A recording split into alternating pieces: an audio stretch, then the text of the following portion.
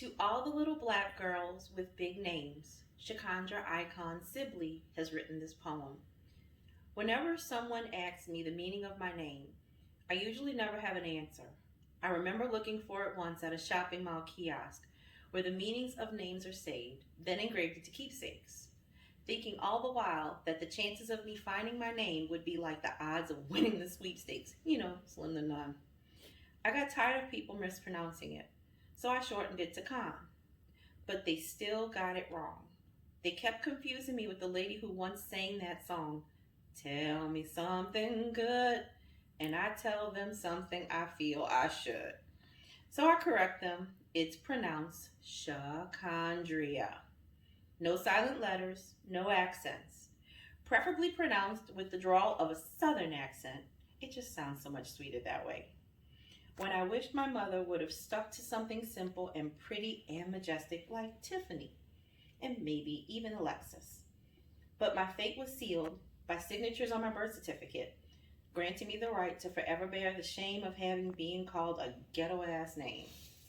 So here poem so this here poem is for all the little black girls with big names, for the Shahs and Ishas and Annas and Ikwas who were told never to write their names on an application for fear of experiencing discrimination.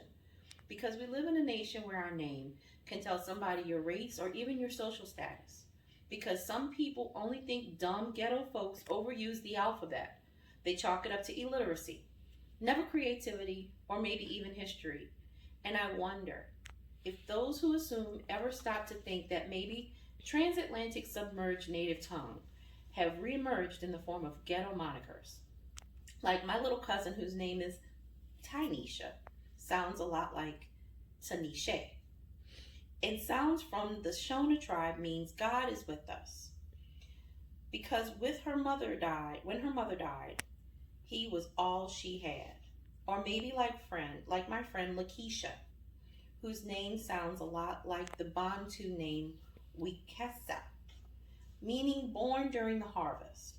Now, on her way to becoming an attorney, reaping from sowing seed of working the hardest, or maybe like being me, my mother knew that I would be a fighter, so she named me Shakandria, which sounds a lot like Shaka and the Great Zulu Warrior. See, this here poem is for every daughter who ever became a professional only to shorten their name, a letter, and a period. So phone calls would be returned or a higher pay earned. Because we all know, don't nobody want an Isha or an Equa to operate on them.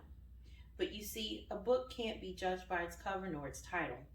And the story beneath your name can't be contained beneath the tide.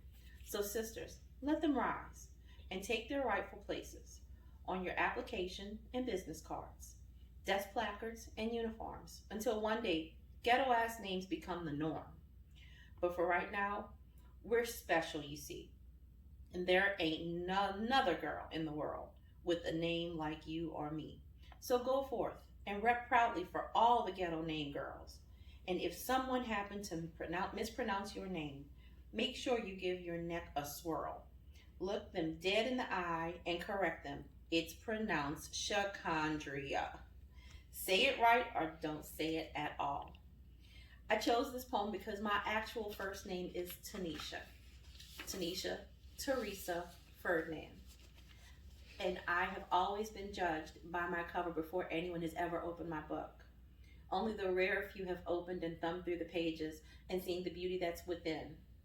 My name is originally a Japanese name meaning born on a Monday morning. It's never found in a kiosk. It's never found in any kind of engraving site. It's always got to be special ordered, which makes me special. Thank you.